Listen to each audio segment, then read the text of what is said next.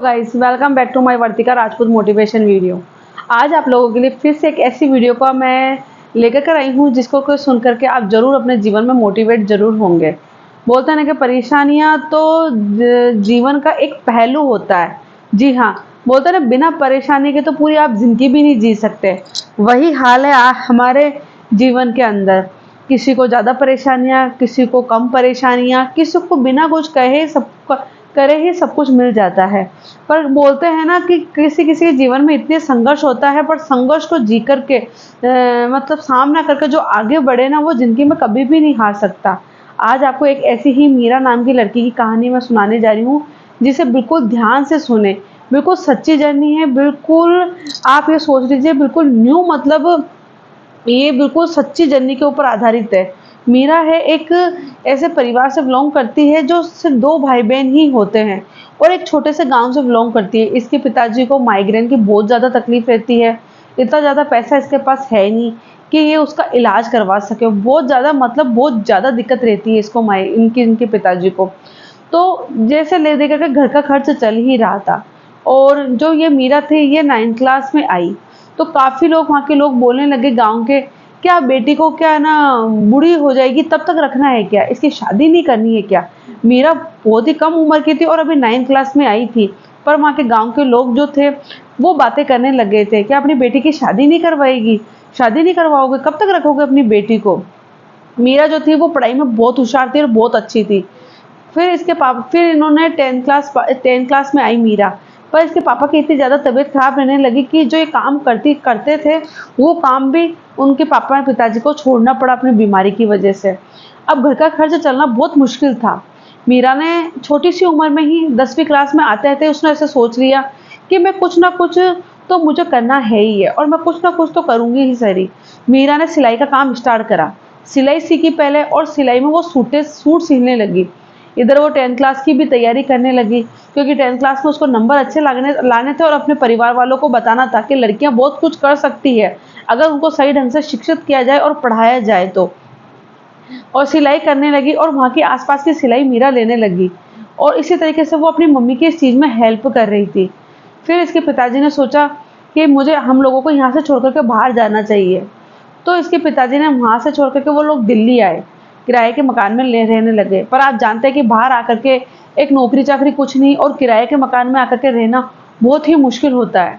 जो मीरा थी उसको पढ़ना भी था, क्योंकि इसका सपना था कि ये अच्छे नंबर ला करके और कुछ ना कुछ सरकारी पद पे आए ये, क्योंकि उसको कुछ बनना था। ऐसा नहीं था कि ये बस अपनी ज़िंदगी में शादी करके ही रह जाए।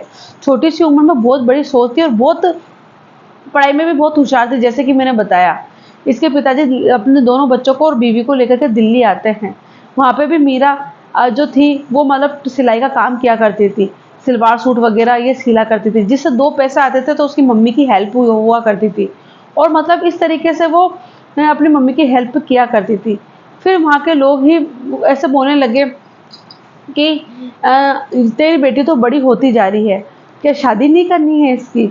और फिर इसका भाई जो होता है, वो ही मीरा को बोलता है कि दीदी तुम कब तक ये सिलाई का काम करती रहोगी? कब तक सिलाई से 2-2 पैसे इकट्ठे होंगे? इससे अच्छा तो हम लोग कुछ ना कुछ किसी चीज़ की तैयारी करें, ताकि हम लोग उस चीज़ में आगे बढ़ सकें।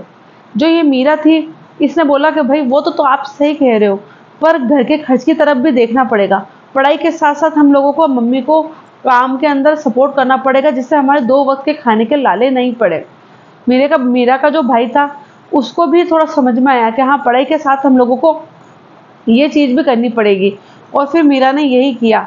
मीरा ने 12th क्लास बहुत अच्छे नंबरों से पास करी और जो चीज़ में वो जाना चाह रही थी, उसको ये आस लगी कि हाँ, अब मैं इस चीज़ में आगे बढ़ सकती हूँ, मेरा सिलेक्शन हो सकता है। और मीरा ने वहाँ पे ये किया कि वहाँ के ट्यूशन के जो बच्चे हैं, उनको वो लेने लगी, जिससे उसकी स्टडी भी अच्छी तरीके से हो सके और वो ट्यूशन के बच्चों को पढ़ा करके 2 पैसा भी अच्छे तरीके से कमा सके। और इसी तरीके से मीरा ने यही किया। उसके पिताजी को, जो मैंने बोला कि माइग्रेन की प्रॉब्लम थी, वो दिन ब दिन बहुत आगे बढ़ती जा रही थी और इधर मीरा की मम्मी सोच रही थी कि मैं क्या करूँ? तब फिर मीरा ने एक काम किया, वहाँ के जो सर थे, उनसे बात करी। उनसे बात करके मीरा ने बोला कि मुझे किसी तरीके से भी स्कॉलरशिप चाहिए ताकि मैं आगे की पढ़ाई कर सकूँ। तो वहाँ का कुछ एक एग्ज़ाम वगैरह तो उसको पास करना पड़ता है। तो मीरा ने वही एग्ज़ाम क्लियर करा और उसको बहुत अच्छी स्कॉलरशिप मिल गई। स्कॉलरशिप मिलने के बाद में उसको थोड़े पैसों में हेल्प हुई, क्योंकि उसको पढ़ाई के लिए पैसे चाहिए थे और घर में 2 वक़्त के खाने के भी लाले पड़ गए। और वो अपने भाई की तरफ भी पढ़ाई में बहुत अच्छे तरीके से ध्यान दे रही थी कि कहीं मेरे उस चक्कर में मेरा भाई भी बिना पढ़ाई के ना रह जाए। क्योंकि जो मीरा था, इसको मीरा ने छोटे से ही बचपन में से ही पढ़ाई की तरफ पूरा का फ़ोकस किया। वहाँ तक कि गाँव के लोग बोलने लगे फ़ोन कर के कि तेरी बड़ी बच्ची इतनी बड़ी हो गई है, तू उसकी शादी कर, हम तुझे रिश्ता बताते हैं और लोग क्या कहेंगे, क्यों क्या नहीं कहेंगे। मीरा ने अपनी माँ को यही बोला कि देखो मम्मी, ज़िंदगी कभी बार-बार नहीं मिलती है। शादी तो एक बार हम लोगों को मुझे करनी है ही है, पर मैं कुछ अगर पढ़ लिख कर अगर कुछ कर लूँगी तो आज जो आपकी हालत हुई है, जो अपनी हालत हो रही है, वो बाद में मेरी हालत नहीं होगी। मीरा की माँ को ये बात समझ में आ गई। उन्होंने रिश्तेदार को पूरा बोल दिया कि नहीं, मेरी बेटी जो है वो पढ़ाई करेगी और आगे बढ़ेगी। और इसी तरीके से मीरा जो बनना चाहती थी, उसने आगे की पढ़ाई करी। पढ़ाई करके पर उसने ट्यूशन का काम ये बिल्कुल भी नहीं छोड़ा, क्योंकि वो काम अब इस चीज़ को नहीं छोड़ना चाहती थी। और उसने एग्ज़ाम के अंदर बहुत ही अच्छे नंबरों से पास हुई और उसकी नहीं करते हुए वहाँ की सरकारी नौकरी उसकी लग गई। सरकारी नौकरी लगने के बाद में जो ही गाँव वाले और जो रिश्तेदार उसके लिए बोल रहे थे, वो ये बोल रहे थे कि हाँ, बढ़िया करा, तेरी बेटी ने आगे पढ़ कर के कम से कम सरकारी नौकरी तो लगी है। इस तरीके से वहाँ के जो लोग थे और जो वहाँ की बेटियाँ थी, उन्होंने भी ठान लिया कि हाँ, हम छोटे से गाँव में बिलॉन्ग करते हुए भी हम आगे बढ़ सकते हैं, पढ़ सकते हैं, लिख सकते हैं। और जो ये मीरा थी, इसी ने इसी तरीके से वहाँ की लड़कियों को और सपोर्ट करना स्टार्ट किया कि तुम लोग थोड़ी-सी पढ़ाई के अंदर ही ऐसे मत हो जाया करो। वहाँ के लोगों को समझाने लगी कि अपनी बच्ची की कम उम्र में शादी मत किया करो, क्योंकि हम पढ़ाई करके बहुत कुछ चीज़ें हासिल कर सकते हैं, ताकि हमारी ज़िंदगी के अंदर आगे जो चीज़ आए उसका हम लोग सामना कर सकें। तो आपको मेरी ये वीडियो कैसी लगी? क्योंकि जो मीरा थी, हालाँकि मैंने छोटी-सी वीडियो बनाई है, पर मैं आप लोगों को ये बताना चाह रही हूँ कि अपनी बेटियों के लिए अगर कोई भी कुछ भी बोले पढ़ाने-लिखाने पे, तो आप उस पे बिल्कुल भी ध्यान ना दें, क्योंकि अपने बच्चों को पढ़ाने में सब कुछ है। जो समस्याएँ आज हम लोगों के सामने आती है कि हम बाद में सोचते हैं कि काश हमने शादी से पहले ये कर लिया होता, वो कर लिया होता, तो आज हम ये चीज़ें सारी कर चुके होते। हमको ये चीज़ें सहन नहीं करनी पड़ती। वो काश के अंदर ही तबलीत हो जाती है। मतलब काश अगर हम वास्तव में करते होते तो हम हर चीज़ का सामना कर सकते थे अच्छे तरीके से। तो शादी से पहले हमें पढ़ना चाहिए, लिखना चाहिए, अपनी बेटियों को पढ़ाना-लिखाना चाहिए, उनको उनके पैरों पे खड़ा करना चाहिए। मैं हर एक माँ-बाप को यही बोलना चाहती हूँ, क्योंकि शादी हो जाने के बाद में वही लड़कियाँ, वही बहू बेटियाँ दूसरों को बेटियों को देखती है, अगर आगे बढ़ती है तो ऐसे ही बोलती है, हम लोगों ने तो वो किया नहीं, काश हम भी इतने पढ़ लेती, हम भी इतने लिख लेते, हम भी आगे जाकर नौकरी करते, तो आज हमारे भी सपने पूरे होते। आज हमको कोई ऐसे नहीं बोलता कि तुम तो क्या पढ़ी-लिखी हो। तो बस ये है कि हर एक लड़की का सपना पूरा हो, वो अपने पैरों पर खड़ी हो, बस यही मैं आप लोगों को बताना चाह रही थी। तो मेरा वीडियो आप लोगों को कैसा लगा?